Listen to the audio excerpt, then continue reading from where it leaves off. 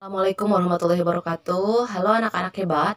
Hari ini kita akan belajar kembali di tema 7 kebersamaan.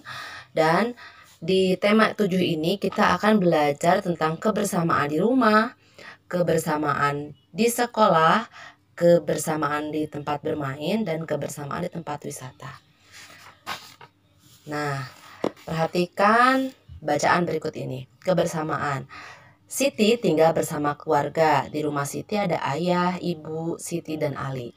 Mereka sering makan malam bersama. Ayah Siti sering bercerita usai makan malam.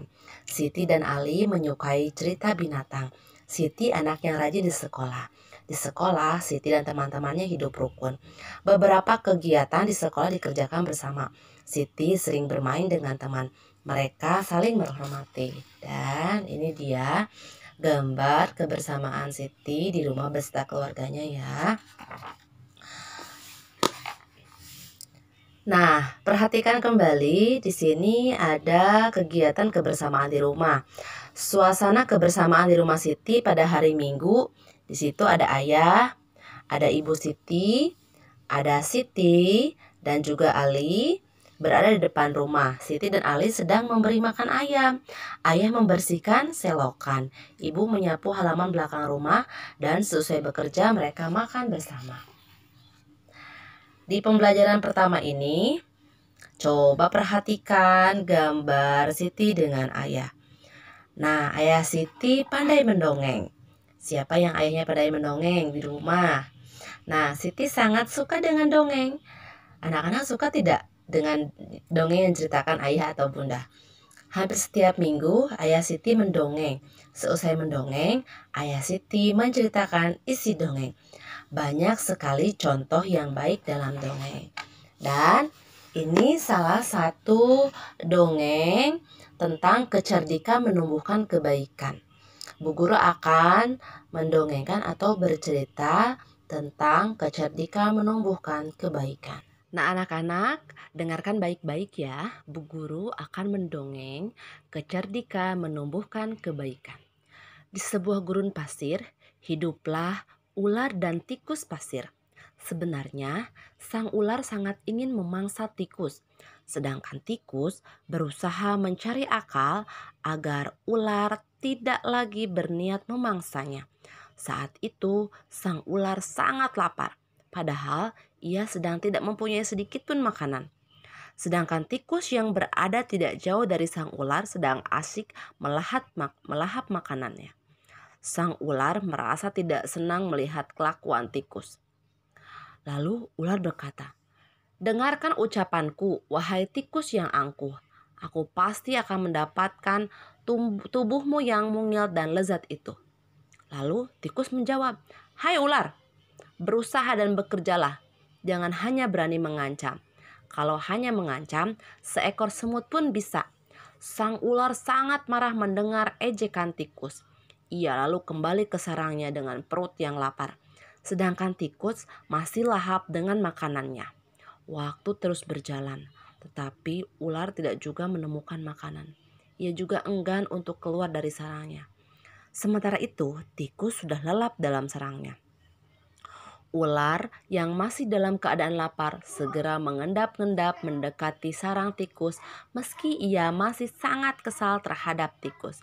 Dan kini ular telah berada di sisi tikus yang sedang tidur pulas. "Hei, tikus, aku sudah berada di sebelahmu dan siap untuk menyantapmu." Tikus segera terbangun dari tidurnya sambil berpura-pura menguap. Ia mulai memutar otak agar bisa lolos dari cengkraman sang ular. "Tunggu dulu ular sahabatku. Kalau kau ingin memakanku, kau harus berpikir dulu. Kita hanya berdua di sini. Tidak ada hewan lain. Jika kau memakanku, maka kau akan sendiri. Kau tidak akan mempunyai teman yang dapat kau ajak mencari makanan. Kalau begitu, kau tidak akan makan dan akhirnya kau akan mati." Sejenak sang ular terdiam. Ia mencoba merenungkan nasihat tikus. "Jadi kita tidak bisa hidup sendiri?" Lalu tikus menjawab, "Tentu. Bukankah kita bisa berteman? Dan tentunya kita dapat mencari makan bersama. Bukankah itu lebih menyenangkan?" Daripada nantinya setelah kau memakanku, kau hanya akan hidup sendiri. Ular mengangguk tanda mengerti. Baiklah kalau begitu, maafkan aku. Tikus pun memaafkan ular. Mereka tersenyum bahagia. Kemudian beranjak mencari makanan bersama. Nah, anak-anak, seperti itu dongengnya ya. Jadi, kita tidak bisa hidup sendiri karena kita merupakan makhluk sosial. Jadi, harus saling tolong menolong.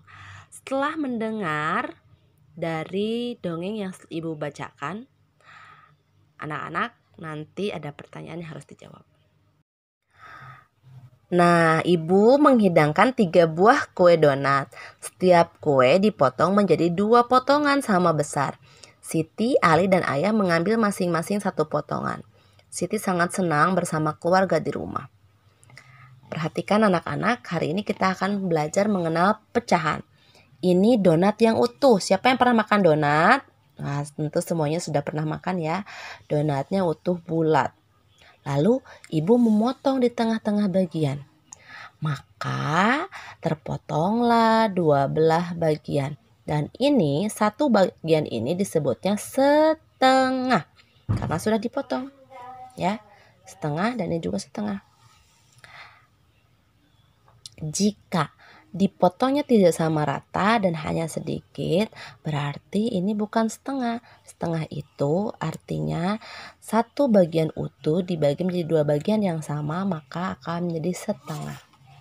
Perhatikan kembali. Ini satu donat. 2 bagian donat sama besar. Satu bagian donat yang terbelah ini dari 2 bagian donat disebut setengah. Atau dibaca 1, ini tanda strip seperti ini dibacanya per 2. Jadi 1/2. 1/2 dibaca setengah atau 1/2. Nah, perhatikan baik-baik untuk pecahan seperti ini. Ini 1 dan tanda strip seperti ini dibacanya per dan di bawahnya itu adalah 2 karena ini angka 2. Dibacanya setengah atau 1/2. Dan siapa yang tahu lagu Cicak? Ciptaan Bapak Atek Mahmud. Ayo kita nyanyi sama-sama ya. Cicak, cicak di dinding, diam-diam merayap.